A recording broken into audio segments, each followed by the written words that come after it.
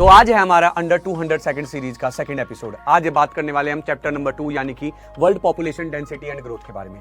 तो वर्ल्ड की सबसे बड़ी वेल्थ गोल्ड या ऑयल नहीं होती बल्कि लोग होते हैं, क्योंकि रिसोर्सेज को यूज और कंट्री की डायरेक्शन डिसाइड करने का काम पॉपुलेशन ही करती है। इसीलिए ज्योग्राफी का एक chapter the world population distribution density and growth हमें यह समझाता है कि दुनिया में लोग कहाँ रहते हैं, कितने रहते हैं और उनकी संख्या टाइम के साथ कैसे बदलती है। वर्ल्ड पॉपुलेशन अनइवनली डिस्ट्रीब्यूटेड है, मतलब हर जगह लोग बराबर नहीं रहते।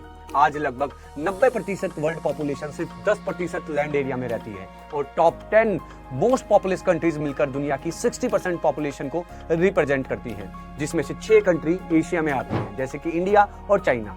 इसीलिए कहा जाता है कि एशिया में कुछ जगह लोग बहुत कम हैं और कुछ जगह लोग बहुत ज्यादा हैं। अब बात करते हैं पॉपुलेशन डेंसिटी की, जो बताती है कि 1 स्क्वायर किलोमीटर में कितने लोग रहते हैं। पॉपुलेशन डेंसिटी निकालने का सिंपल सा फॉर्मूला होता है पॉपुलेशन डिवाइडेड बाय एरिया। जैसे अगर किसी रीजन का एरिया 100 स्क्वायर किलोमीटर है और पॉपुलेशन 1,50,000 है तो डेंसिटी होगी 1500% पर स्क्वायर किलोमीटर। हाई डेंसिटी का मतलब ज्यादा प्रेशर ऑन लैंड, जॉब्स और रिसोर्सेज होता है, जबकि लो डेंसिटी का मतलब होता है कि कम पॉपुलेशन है। अब सवाल आता है कि कुछ जगह लोग ज्यादा क्यों रहते हैं और कुछ जगह कम। इसके पीछे कई फैक्टर्स होते हैं।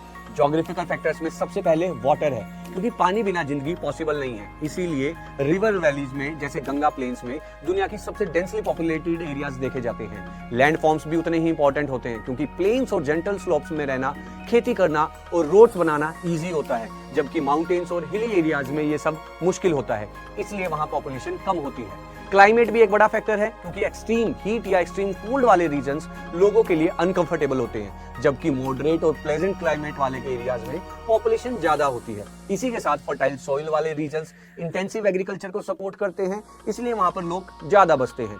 ऐसे ही इकोनॉमिक्स फैक्टर्स भी होते हैं। इकोनॉमिक्स फैक्टर्स भी पॉपुलेशन डिस्ट्रीब्यूशन को अफेक्ट करते हैं। जहां मिनरल्स मिलते हैं वहां इंडस्ट्रीज लगती हैं, जॉब्स क्रिएट होती हैं और लोग वहां माइग्रेट करते हैं। इंडस्ट्रियलाइजेशन और अर्बनाइजेशन भी पॉपुलेशन को खींचती है, क्योंकि सिटीज में better jobs, education, medical facilities और ट्रांसपोर्ट अवेलेबल होता है।